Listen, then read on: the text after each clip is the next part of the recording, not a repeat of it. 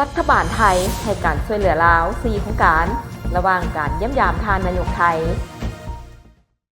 สนับสนุนโดยเป๊ปซี่โดยตอบสนองตามการเชิญของทานสอนไซศรีพันดรนายกรัฐมนตรีแห่งสาธารณรัฐประชาธิปไตยประชาชนลาวท่านอนุทิน ชาญวีรกุลนายกรัฐมนตรีแห่งราชอาณาจักรไทยพร้อมด้วยภรรยาและคณะได้เดินทางมาเยี่ยมยามสปป.ลาวอย่างเป็นทางการในวันที่ 16 ตุลาคม 2025 เพื่อสืบต่อคะแนนสายพัวพันธ์มิตรภาพและเสริมขยายการพัวพันธ์ร่วมมือฐานบ้านใกล้เคียงที่ดีที่มีมาแต่โดยนานก็คือการเป็นคู่ร่วมยุทธศาสตร์เพื่อการเจริญเติบโตและการพัฒนาแบบยืนยงระหว่างสองชาติลาวและไทยให้พัฒนาและขยายตัวยิ่งขึ้นพิธีต้อนรับท่านอนุทิน ชาญวีรกุลนายกรัฐมนตรีแห่งราชอาณาจักรไทยพร้อมด้วยภรรยาและคณะได้จัดขึ้นอย่างเป็นทางการและสมเกียรติในวันที่ 16 ตุลาคม 2025 อยู่สำนักงานนายกรัฐมนตรีแห่งสปป.ลาวโดยได้รับการต้อนรับอย่างอบอุ่นจากท่านสอนไซศรีพันดรนายกรัฐมนตรีแห่งสปป.ลาวพร้อมด้วยภรรยาและคณะภายหลังสำเร็จพิธีต้อนรับได้มีการพบปะสองฝ่ายอย่างเป็นทางการระหว่างสองนายกรัฐมนตรีลาวและไทยพร้อมด้วยคณะผู้แทนทั้งสองฝ่าย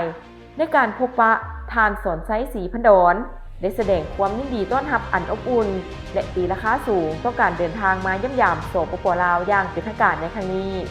พร้อมทั้งแสดงความสนใจอย่างจริงใจต่อท่านอนุทิน ชาญวีรกุลที่ได้รับการเลือกตั้งให้ดำรงตำแหน่ง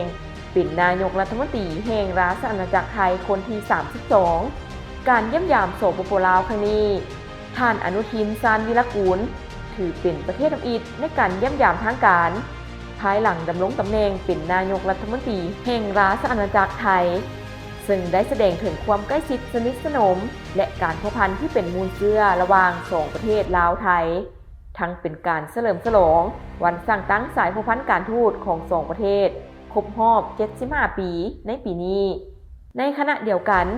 ท่านอนุทิน ชาญวีรกุลก็ได้แสดงความขอบใจต่อคำชมเชยในการต้อนรับอันอบอุ่นในครั้งนี้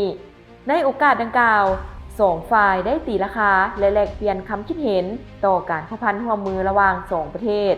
ซึ่งนับตั้งแต่มีการสร้างตั้งสายพัวพันการทูตน้ำกันมาเป็นเวลา 75 ปีนับแต่วันที่ 19 เดือน 12 1950 หาวันที่ 19 เดือน 12 2025 เห็นว่าการพัวพันร่วมมือระหว่างสองประเทศได้รับการเสริมขยายอย่างบ่หยุดยั้งไปเคียงคู่กันนั้นก็ได้มีการแลกเปลี่ยนการเยี่ยมยามซึ่งกันและกันในทุกระดับมีการพบปะหารืออย่างเป็นปกติและต่อเนื่อง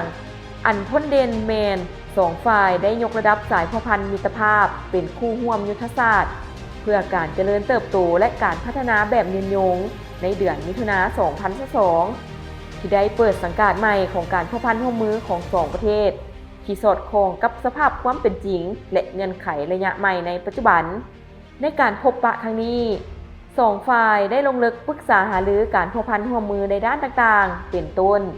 การร่วมมือด้านการเมืองและความมั่นคงการปักหลักหมายชายแดนการร่วมมือด้านรักษาความสงบเรียบร้อยตามบริเวณชายแดนสองประเทศการร่วมมือด้านแรงงานการร่วมมือปราบปรามการฉ้อโกงทางออนไลน์การร่วมมือในการป้องกันหมอกควันการร่วมมือด้านเศรษฐกิจการค้าการพัฒนาพื้นฐานโครงสร้างการร่วมมือทางด้านพลังงานการท่องเที่ยวการร่วมมือเพื่อการพัฒนาก็คือการเป็นคู่ร่วมยุทธศาสตร์เพื่อการเจริญเติบโตรวมทั้งการจัดบรรดากิจกรรมเฉลิมฉลองวันสร้างตั้งสายพัวพันการทูตลาวไทยครบรอบ 75 ปีที่มีผลสำเร็จและอื่นๆนอกจากนี้สองฝ่ายยังได้ปรึกษาหารือเกี่ยวกับพิธีเปิดน้ำใช้ขวดมิตรภาพลาวไทยแห่งที่ 5 บ่อลิคำไซบึงกาฬในท้ายปีนี้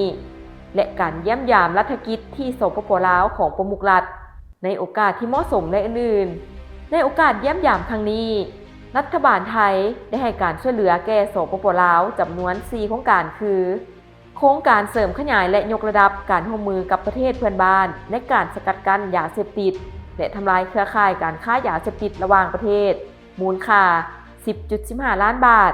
การมอบวัตถุอุปกรณ์สำหรับการเรียนการสอนให้แก่วิทยาลัยเทคนิควิชาชีพสวรรณเขต ภายใต้โครงการสร้างทักษะแรงงานวิชาชีพสปป.ลาวมูลค่า 1,495,930 บาทการมอบเซรั่มแก้พิษงูให้แก่ห้องหมอเมืองโพนโฮงแขวงนิจันทร์มูลค่า 875,000 บาทการให้ความช่วยเหลือทางราชการแก่สปป.ลาวสำหรับเรียกออกแบบรายละเอียดโครงการพัฒนาระบบน้ำประปาระยะ2ในสปป.ลาวมูลค่า 30 ล้านบาทนอกนี้ยังมีการแลกเปลี่ยนเอกสารจำนวน1ฉบับคือการแลกเปลี่ยนบทบันทึกความเข้าใจระหว่างธนาคารเพื่อการส่งออกและนำเข้าแห่งประเทศไทยกับธนาคารส่งเสริมกสิกรรมจำกัดในมือที่โซกบ่เข้าข้างมีฝาเหลืองโซกอยู่ใกล้กูเที่ยวขีดเป๊ปซี่แจกแท้แจกจริงแจกเงินสดทุกมือพร้อมทั้งรถจักรโทรศัพท์และดื่มฟรี 200,000 รางวัลส่งรหัสกล้องฝามาที่ Facebook Messenger เป๊ปซี่ลาวลุ้นรับรางวัลทุกมือเริ่มแต่วันที่18 สิงหาจนฮอด15 พฤศจิกายน 2025นี้เท่านั้น